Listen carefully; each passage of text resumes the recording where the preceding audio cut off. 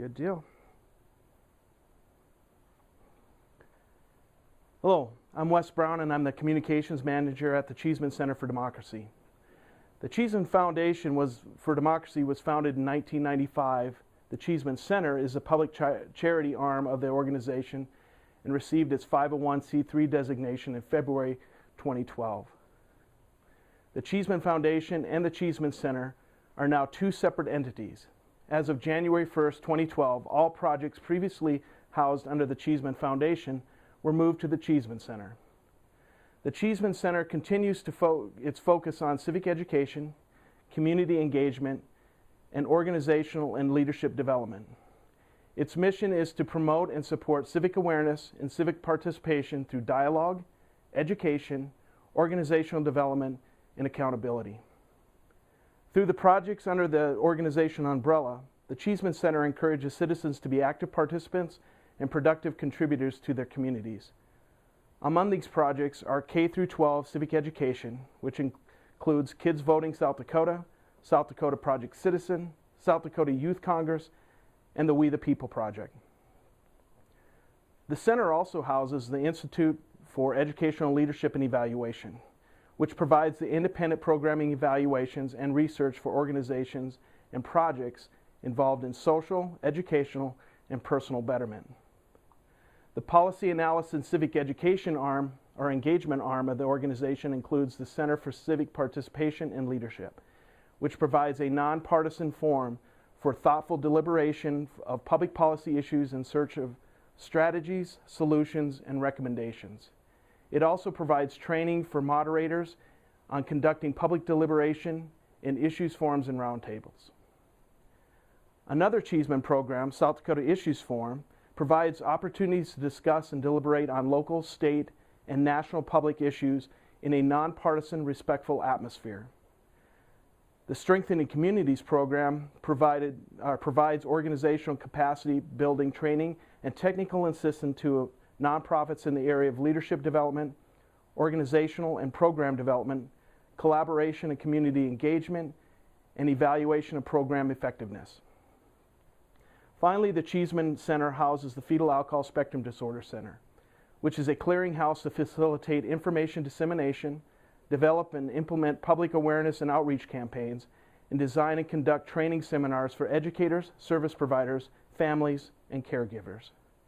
These programs are conducted with the help of a large body of volunteers, collaboration of a number of skilled and dedicated business partners, which represent both the for-profit and nonprofit organizations.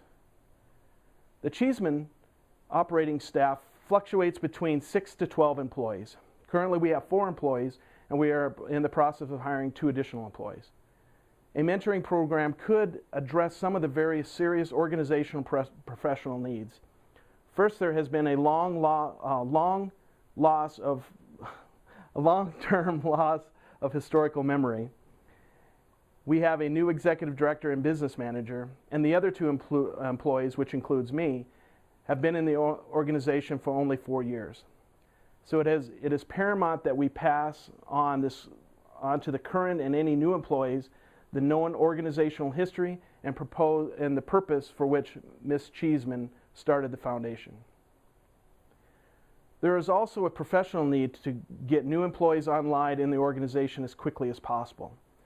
There will be a deep learning curve for anyone moving into the programmatic side of the organization. We are in a moment of transition, and this is the opportune time to discuss the possibility of implementing a mentoring program. When we think of mentoring, we think of either a formal or informal relationship where 2 people, one more knowledgeable and experienced and the other less so, come together and share their personal experiences and professional skills in order to grow and develop. The great thing about the mentoring is generally both parties should grow from the experience, not just the mentee. Now there are 2 models for mentoring, a formal model, a mentoring model, and an informal mentoring model. The informal mentoring model, both individuals are voluntary participants who select each other for the mentoring relationship, and therefore the catalyst for the relationship is based on mutual liking, identification, and attraction. In the more formal mentoring model, participants are largely matched by the organization and are often based on the function or some other job-related characteristic and do little to ensure interpersonal compatibility or liking between the mentoring partners. In the mentoring project for the Cheesman Center for Democracy, I would like to create a hybrid of the two models. Let me explain why. Because the Cheesman Center has so few employees and to truly capitalize on a mentoring program and to build the best and well-trained employees we need to be looking outside the organization for mentors. The informal aspect of the mentoring process will be the employee will have a large say in who they choose to be the mentor, and the final approval will be from the executive director of the Cheesman Center. The formal aspect of the program will be how the program is implemented, tracked, and evaluated. It is my hope, and the overall purpose of the mentoring program is to build the competence of each employee in their job and to keep them on the cutting edge of their profession.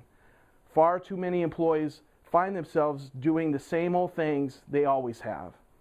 This will give them the opportunity to keep up with their professional through the help and eyes of their mentors. In addition, each employee will be given leadership skills training because leadership happens at every level of the organization. Let me explain how the mentoring program will run. First, with the help of the employees, our volunteers and business partners, and the executive director and chairman of the Cheesman Board of Directors, we will identify a number of strong mentoring candidates. And the mentee can directly submit a mentoring candidate for consideration. An invitation will be sent out to all the mentoring candidates. During the invitation period, all the employees will complete a mentee intake survey to establish a baseline for program evaluation. It will also assist in narrowing down the candidate list if need be. Once the candidates have been accepted the invitation, they too will conduct an intake survey to be used as a baseline for evaluation and to help in matching them with their mentees.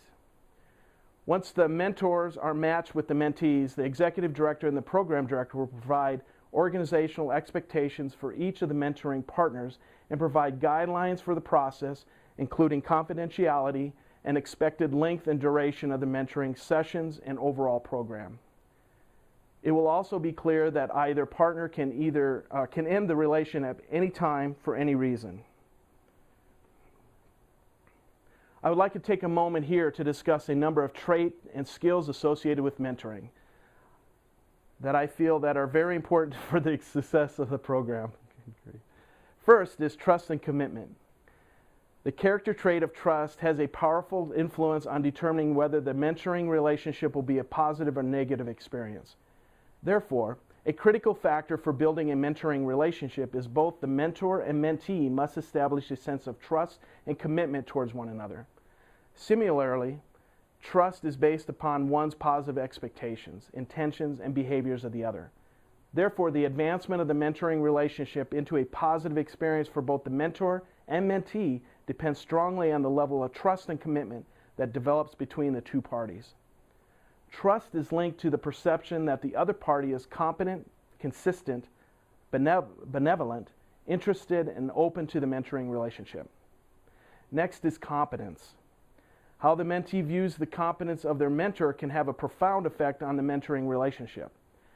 One of the principal misgivings about mentors is that many are viewed as lacking professional competence. Then there's consistency. Once again, this can have a positive or negative effect based on the mentee's perception. Mentees have a negative perception of their mentors, list consistency as one of the major factors. Fair behavior is a significant influence on building trust, especially in relationships like those involving a mentor and a mentee, in which the parties do not enjoy equal levels of power. The last two traits go hand in hand. First is open communications. For the mentee, this is demonstrated by the mentor's willingness to provide upfront and honest communication. It is further linked directly to the mentor's enthusiasm to share knowledge and being willing to understand mentees' opinions. Open communication is the standard obligation for many types of organizational relationships, and it should be no different for the mentoring relationship. It is known that the greater the degree of open communication between the mentor and the mentee, the better the ability to share confidential and personal information that may be needed to address the mentee's work relationship or non-related issues, or non-work related issues. Lastly, there's active listening. Active listening is where active listeners listen with the intent to fully understand others rather than direct or coerce. They believe that others have the abundant knowledge and wisdom to make meaningful contributions. They know how to ask the penetrating questions which enable others to reveal any underlying assumptions about themselves, their work, their personal and professional relationships, which either contribute or impede their performance.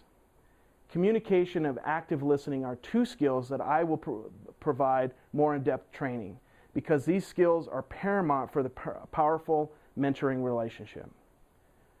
Just as with skills and traits, there are many different roles in the course of a mentoring relationship. The mentee roles can consist of the driver of the relationship, where they identify the skills, knowledge, and goals that they as mentees may want to achieve and communicate to their mentor. In addition to bringing up any new topics that are important to them at any point in the relationship and a willingness to give feedback to the mentor. The mentee is also the development planner.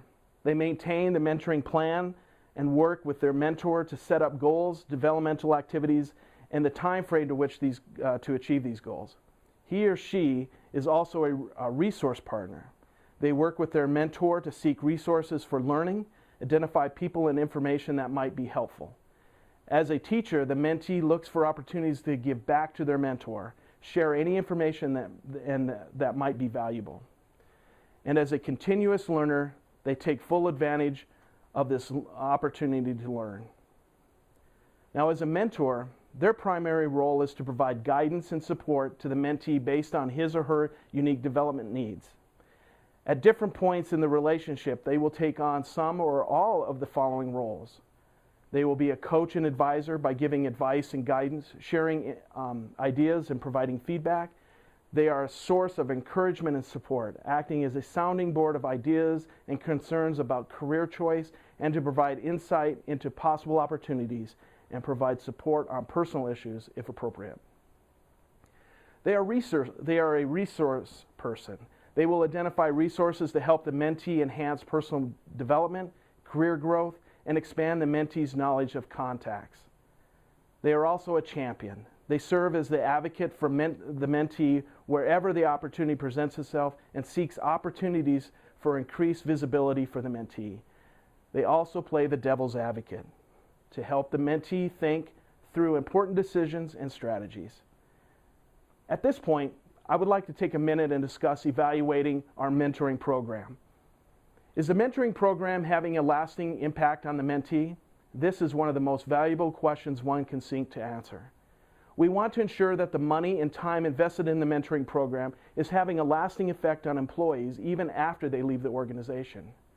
What makes this problematic, though, is that the information may take years to know.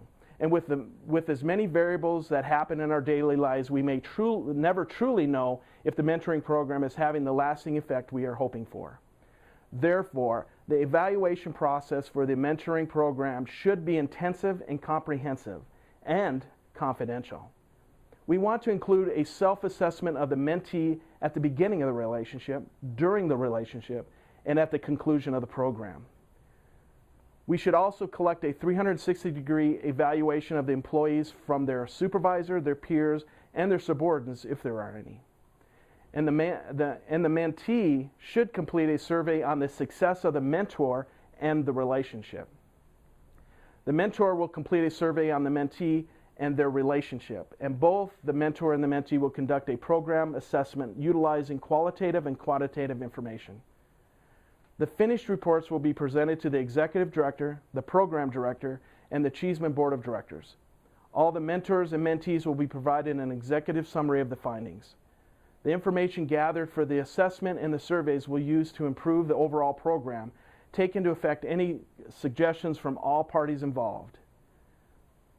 When we implement the program, we will first do so by evaluating the mentoring programs that are being conducted by our business partners and others in our particular industry. From that information, we will then conduct a logic model of the program to identify expected outcomes and then develop a strategic plan providing a timeline and identifying responsible persons.